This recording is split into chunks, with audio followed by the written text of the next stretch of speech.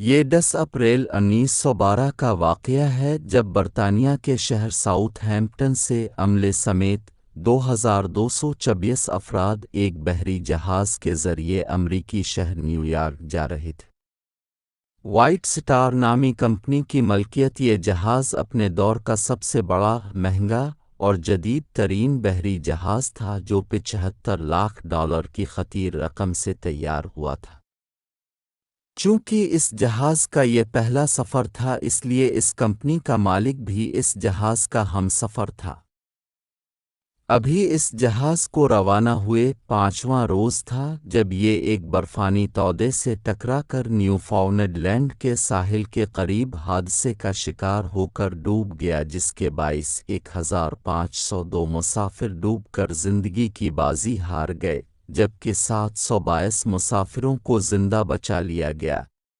اس جہاز کا captain Edward جان Smith تھا جو آخری لمحے تک عملے کے دیگر افراد کے ساتھ جہاز میں سوار خواتین، بچوں اور بوڑھوں کو بچاتا رہا۔ جان بچانے والی کشتیاں جب بھر گئیں اور جہاز کے اندر کوئی شخص باقی نہ رہا تو اس آخری شخص نے جہاز سے چھلانگ لگائی اور جان بچانے والی آخری کشتی کی طرف لپکا۔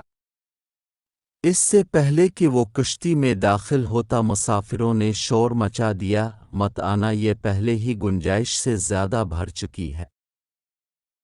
یہ سنتے ہی یہ آخری آدمی پیچھے ہٹا اور یہ تاریخی جملے بول کر ہمیشہ کے لیے نہ صرف خود امر ہو گیا بلکہ انسانیت کو بھی سربلند کر گیا۔ اس کے الفاظ تھے، all right, good luck and God bless you.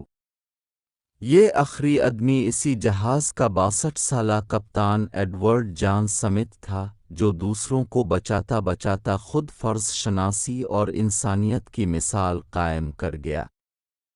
White star نامی کمپنی کے اس بدقسمت شہرہ آفاق جہاز کا نام ٹائٹینک تھا۔